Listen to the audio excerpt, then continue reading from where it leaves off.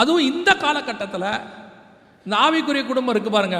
நான் சொல்கிறது பேர பேத்தி எடுத்தவங்கள இல்லை, இப்போ கல்யாணம் பண்ணக்கூடிய யங்ஸ்டர்ஸ், இப்போ புதுசாக கல்யாணம் பண்ணுறாங்க, அல்லது ஒரு குழந்தை பிறந்து குழந்தை 1 வயசு 2 வயசு இருக்கிறாங்க. இந்த மாதிரி வீடுகளில் இப்போ அதிகமாக கேட்கப்படுகிற ஒரு வார்த்தை, ஏதாவது கொஞ்சம் பிரச்சனை வந்தோடனே, சின்ன ப்ராப்ளம் வந்த உடனே வாயில் வர்றது பிசாசு கொடுக்குற வார்த்தை என்ன தெரியுமா? டிவோர்ஸ் பண்ணிக்கலாம். உடனே எடுத்த உடனே டிவோர்ஸ் இல்லையா, நம்ம தனியாக போய்க்கலாம், செப்பரேட்டட். எதுக்கு? என்னத்துக்கு செப்பரேட்டு? ஏன் உங்களால் சேர்ந்து வாழ முடியல? செப்பரேட் ஆகிறதுனா ரொம்ப ஈஸி, 1 செகண்ட் தான் வேலை. சேர்ந்து வாழ்கிறது தான் கஷ்டம். அதான் சொல்லுவார் சாது சுந்தர் சிங், ரத்த சாட்சியாய் மரிப்பது எளிது, ரத்த சாட்சியாய் வாழ்வது தான் கடினம்.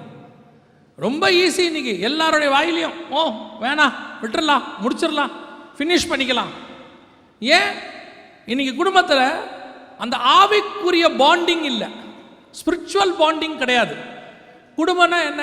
ஏதோ கல்யாணம் பண்ணுறோம், பிடிச்சா சேர்ந்து வாழ்கிறோம், பிடிக்காட்டி இல்லை.